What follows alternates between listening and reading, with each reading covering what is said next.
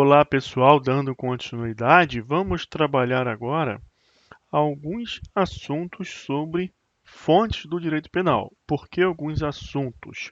Porque nós teremos um tema chamado de fontes do direito penal. Vamos exaurir muitos assuntos. Agora, estamos estudando apenas o princípio da legalidade.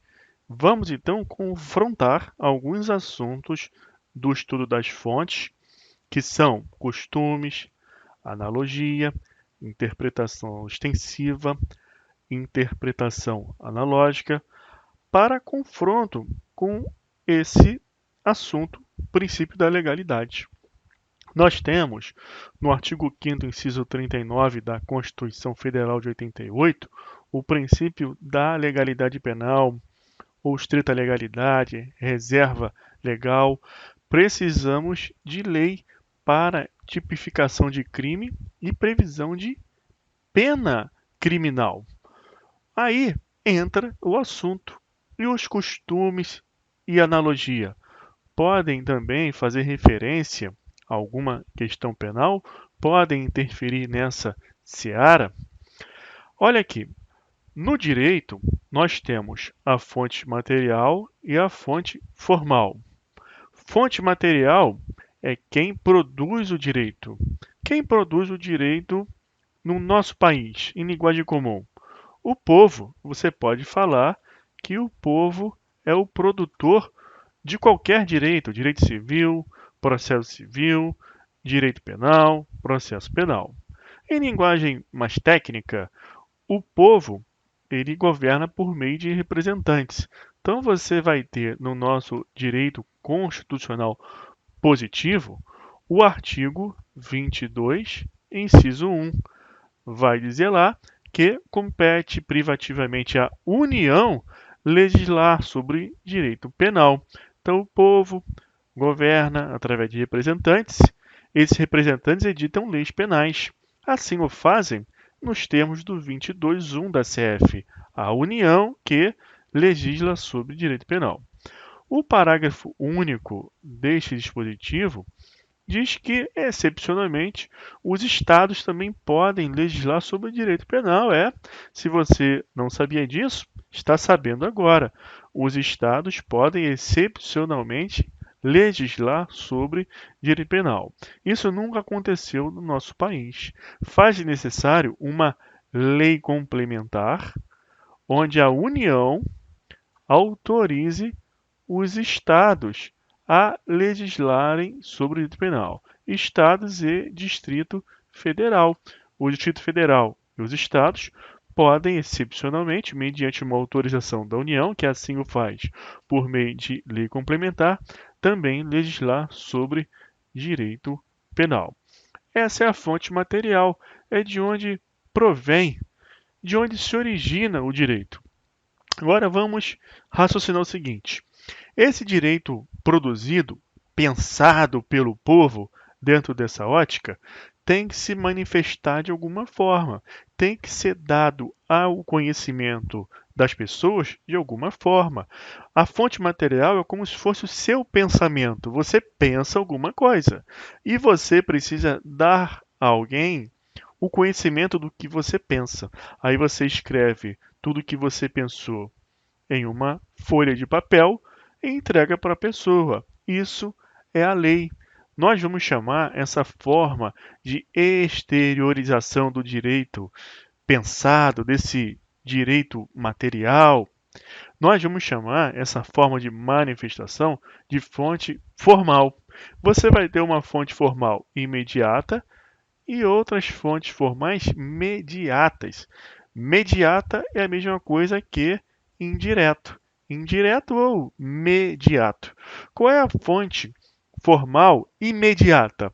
É a lei. Então, quando nós lemos o artigo 5º, inciso 39 da CF de 88, e falamos em princípio da legalidade penal, reserva legal ou estrita legalidade, nós estamos falando na fonte formal imediata, a lei. E aí entra a questão novamente. E os costumes e analogia.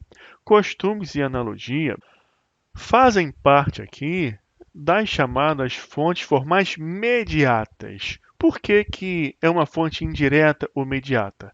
Porque não vai dar às pessoas o conhecimento daquele direito pensado, produzido pelo povo, mas vai apenas se manifestar sobre ele.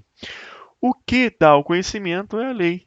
Costume e analogia trabalham ali em torno dessa lei, por isso que é uma fonte mediata. Não é quem traz o conhecimento das pessoas, o direito criado. E essa questão é questão de prova. Costumes e analogia no direito penal. Vamos trabalhar isso agora. Costumes, pessoal, é o seguinte: é uma prática reiterada na sociedade, mas consciência de obrigatoriedade. Então, você tem que ter um binômio para ter um costume jurídico. Prática reiterada, com consciência de obrigatoriedade. Já anota aí, porque isso é uma questão de prova quando no enfrentamento do tema fontes do direito penal. Lá nesse tema fontes, vamos trabalhar tudo isso de novo, de maneira mais minuciosa ainda. Aqui eu estou adiantando para confrontar com a legalidade, como eu disse. Mas isso aqui já é uma questão de prova. O que é o costume? Prática reiterada mais consciência de obrigatoriedade. O costume, na verdade, ele não vai nem servir para prejudicar o réu, nem favorecer o réu. Não é nesse ângulo de ótica que você deve enfrentar esse tema costume, principalmente para o seu concurso público. Você tem que saber duas coisas basicamente, que o costume, ele não revoga a lei, porque se faz-se necessário uma lei para tipificar crime, lógico que você precisa de lei para revogar crime. É dito de maneira até lúdica que por costume o adultério foi revogado no nosso país. Lógico que não. A consciência de obrigatoriedade é pela fidelidade e não pela infidelidade. O adultério foi revogado em nosso país por uma lei, haja vista o princípio da intervenção mínima. Pelo princípio da intervenção mínima, nós aprendemos que o direito penal não deve interferir nas relações intersubjetivas de regra, mas apenas excepcionalmente. Por isso que intervenção mínima é sinônimo de última ratio. Então, se a pessoa foi infiel, o direito civil vai atuar, tudo será resolvido lá na vara de família, princípio também da subsidiariedade. Não foi por conta de costume que o adultério deixou de ser crime em nosso país, porque costume não revoga lei. O costume ele vai ser o modo de o aplicador do direito aplicar, por exemplo, o artigo 233 ou 234 do Código Penal para que identifique em uma situação concreta o que é um ato obsceno ou o que é um objeto obsceno. O legislador ele entrega ao aplicador da lei essa responsabilidade de preencher essa moldura que ele deixou aberto aqui nesses textos. Ato obsceno. O que é um ato obsceno? O que é um objeto obsceno? O juiz tem que se valer, então, dos costumes. Ele vai pegar esse binômio, prática reiterada e consciência de obrigatoriedade, vai olhar a situação casuística e vai ver ali o que ele resolve. Então você pega uma mulher que mostra os seios no centro da cidade, no horário comercial, e você pega uma outra mulher que mostra os seus seios no desfile de carnaval. São situações casuísticas distintas. O que é um ato obsceno dentro desses dois contextos aí? Onde estará o ato obsceno? Pois bem, pessoal, tudo vai depender das circunstâncias. Assim, os costumes podem ser utilizados no direito penal, mas não têm o condão de revogar lei, nem de criar tipos penais. Não pode criar tipos penais, nem revogar lei. A Lei de Introdução às Normas do Direito Brasileiro traz no artigo 2º, parágrafo 1º, esse texto: a lei posterior que revoga a anterior. Então, lei revoga lei, costume não revoga lei. Você infere isso também da leitura do artigo 5º 39, como dissemos. Vamos agora trabalhar alguns exemplos de costumes, analogia, vamos falar da interpretação extensiva e interpretação analógica também. E aqui eu vou falar também, adiantar esse assunto de fonte do direito penal, eu vou falar um pouquinho da analogia, mas o que interessa para a gente é esse confronto com a legalidade, com o artigo 5º, inciso 39 da CF. Você já sabe, com bastante tranquilidade, que somente a lei pode criar tipos penais, fazer previsões de penas.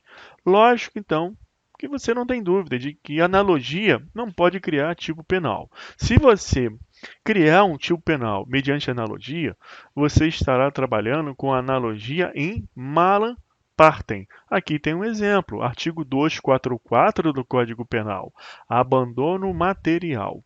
No abandono material, você tem lá escrito lá no nosso vernáculo a palavra cônjuge. Você não tem companheiro. Não está escrito lá no artigo 244 companheiro.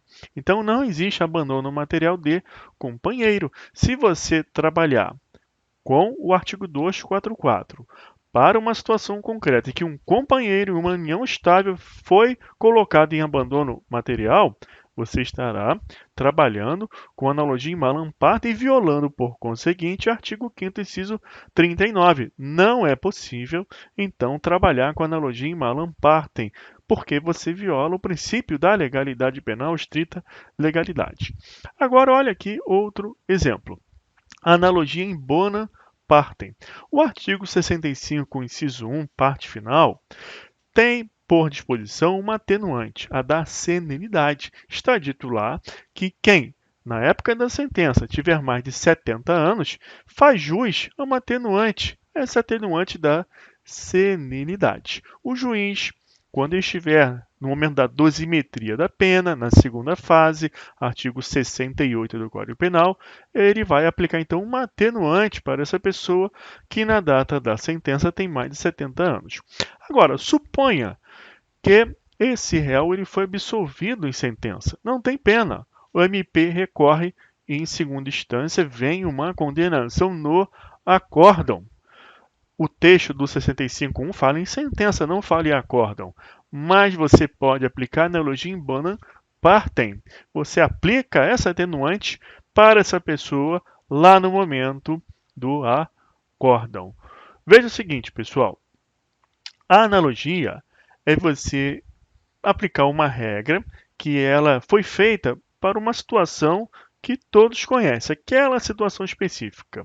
Mas você aplica essa regra a um outro caso que não tem parâmetro. Você não tem uma lei, no sentido estrito, para atuar naquela situação que está diante de você naquele processo. Então você pega uma regra que foi feita para outro caso. Isso é analogia. No direito penal, somente é possível aplicar a analogia em bona partem. Perfeito? Agora vamos avançar e falar da interpretação extensiva. A interpretação extensiva, você tem que ter muita cautela, muito cuidado, porque não é a forma de integrar o direito. Aqui nos costumes de analogia, você tem uma forma de integrar o direito. Você tem uma lacuna e integra o direito por costumes ou analogia.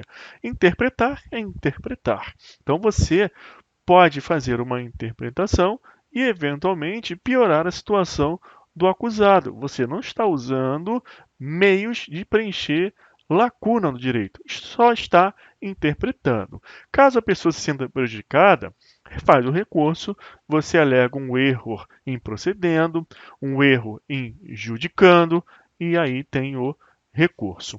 Exemplo: extorsão mediante cárcere privado. Isso aqui é o exemplo clássico para citar hipótese de interpretação extensiva, porque não há nenhuma polêmica nisso aqui, todo mundo aceita como válido. Você tem no artigo 159 a extorsão mediante sequestro, mas você não tem um tipo penal de extorsão mediante cárcere privado. Perfeito? Só que no artigo 148 você tem um tipo penal descrito como sequestro ou cárcere privado. Apenas para esclarecer, esse 159 ele faz parte do rol de crimes contra o patrimônio. E o 148 faz parte do rol de crimes contra a liberdade pessoal. Aqui no 148 você tem previsto sequestro ou cárcere privado. E no 159, extorsão mediante sequestro. A jurisprudência e a doutrina entendem que é possível, sim, fazer uma interpretação extensiva do 159 para incluir também a extorsão mediante cárcere privado, porque o 148 não faz distinção. Ele chama sequestro e cárcere privado de tipo penal que se sujeita àquela pena que está ali no preceito secundário do 158. Se o 148 não faz distinção, apesar de haver distinção na prática entre sequestro e cárcere privado, lógico que lá no 159 poderá então haver uma interpretação extensiva para incluir o cárcere privado, havendo o entendimento que sequestro é um gênero e cárcere privado uma espécie. O cárcere privado é pior que o sequestro. Encarcerar é você segregar a pessoa de qualquer liberdade, do convívio social. Então, você, quando prende alguém preventivamente, se é você um juiz, você está encarcerando a pessoa, só que esse cárcere é público, vai para um presídio, a pessoa vai para o presídio. Se esse encarceramento se dá em razão de uma sentença condenatória, você vai para uma penitenciária. A pessoa condenada será segregada, encarcerada em uma penitenciária. Mas se a pessoa é segregada em um ambiente privado, você tem um cárcere privado. É uma prisão privada, é pior que o sequestro. Por isso que na extorsão mediante sequestro, você inclui o cárcere privado e não está nem piorando a situação do réu, porque o cárcere privado é pior do que o sequestro. Tá ok?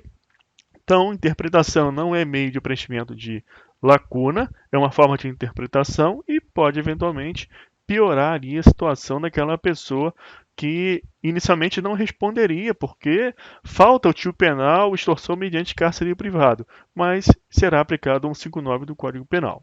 E a interpretação analógica? Não confunda interpretação analógica com analogia. A analogia ela tem um sinônimo, que é aplicação analógica. Então você tem lá no artigo 3º do Código de Processo Penal esse termo, aplicação analógica. Aí sim é sinônimo de analogia.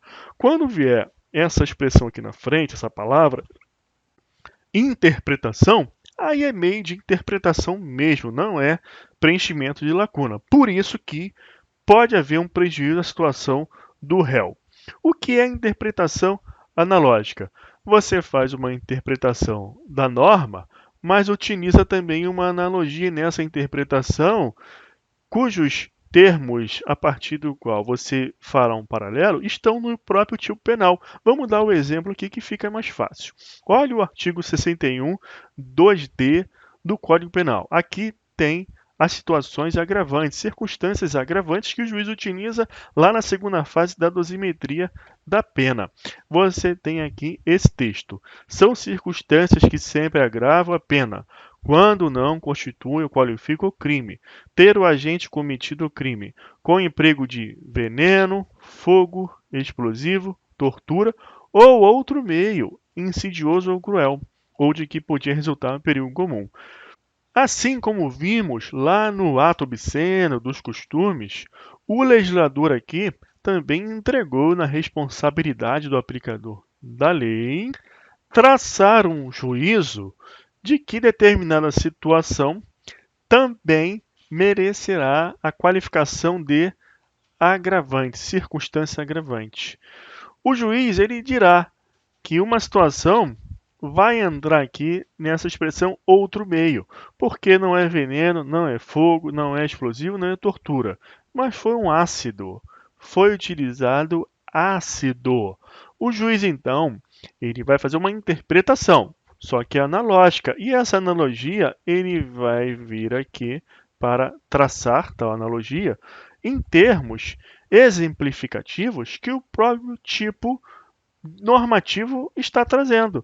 Veneno, fogo, explosivo, tortura, ácido. Então, ácido também é outro meio. Então, a interpretação analógica é uma interpretação, mas é utilizada a analogia com termos que o próprio artigo de lei dá para o aplicador do direito.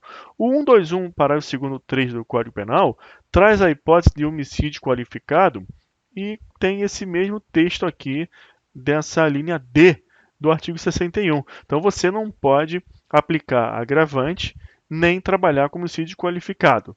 Se é homicídio qualificado e já traz como elementos do tipo essa circunstância, aí você vai trabalhar com essa parte final aqui. Quando não constitui ou qualifica o crime, aí vai ser uma agravante. O juiz, então, na segunda fase da dosimetria da pena, ele vai trabalhar com agravante. Se for homicídio qualificado e for utilizado veneno, por exemplo, aí no homicídio qualificado já tem uma pena ali que o juiz vai trabalhar só a pena base, não vai trabalhar mais a agravante. Então, pessoal, vamos fazer agora uma questão de prova. Agente penitenciário. Assinale as seguintes proposições. Então, vamos ver quais as que estão certas e quais as que estão erradas. Embora não seja lei, a medida provisória tem força de lei. Ok. E por essa razão, é possível aumentar-se a pena de um determinado delito pelo uso dessa medida? Não pode. Não há crime sem lei anterior que o defina, nem pena sem prévia combinação legal. Artigo 5º, inciso 39 da CF. Essa alternativa não entrou em polêmica se é possível trabalhar com medida provisória que favoreça o réu. Você observa que eu ressaltei. Após a emenda constitucional 32 de 2001, há uma tendência das bancas de concurso cobrarem a literalidade desse texto que ingressou na Constituição Federal. Não é possível medida provisória em matéria penal. Isso deve ocorrer porque o STF, mesmo quando enfrentou aquelas questões depois, lá para 2008, 2009, enfrentou as questões sobre o Estatuto de Desarmamento, ele não mais afirmou que é possível medida provisória para beneficiar o réu. As questões foram resolvidas de maneira tangencial, não houve essa afirmação. Então, as bancas de concurso devem, então, trabalhar com o texto da emenda constitucional 32 de 2001. Em direito penal, não se admite a instituição de crimes e a combinação de penas por normas consuetudinárias. Não pode haver realmente a tipificação de crime e estabelecimento de penas se não for por lei. Artigo 5º, 39 da CF. Então, essa alternativa aqui, 1, é falsa e essa 2 é verdadeira, porque realmente não se admite instituição de crimes e penas senão por lei, em sentido estrito. 3. Segundo a Constituição Federal, apenas o Congresso Nacional e as Assembleias Legislativas podem ordinariamente legislar em matéria penal, sendo vedado às câmaras municipais fazê-lo. Com relação às câmaras municipais, você não vai ter dúvida com relação a isso. O município não vai legislar jamais sobre matéria penal. Agora, aqui você tem uma pegadinha, porque nessa primeira parte, essa palavra aqui que é a chave, ordinariamente. Segundo a Constituição Federal, artigo 22, inciso 1 e parágrafo único, compete privativamente à União legislar sobre direito penal. A União assim o faz realmente através do Congresso Nacional. O parágrafo único diz que, se a União editar uma lei complementar autorizando os estados a legislarem, aí o estado pode, bem como o Distrito Federal, assembleias legislativas. Só que nessa alternativa 3 está dito ordinariamente. Ordinariamente é só a União, assembleias legislativas, excepcionalmente. Então essa alternativa é falsa e teve aqui algumas nuances que era importante você saber raciocinar. 4. No direito penal contemporâneo, é possível a utilização da analogia em bonum partem. Verdade. Eu dei como exemplo o artigo 65.1 da atenuante da senilidade. Então é isso, pessoal. Vamos ficar por aqui. Na aula que vem, seguiremos com mais princípios no direito penal. Até lá, um abraço.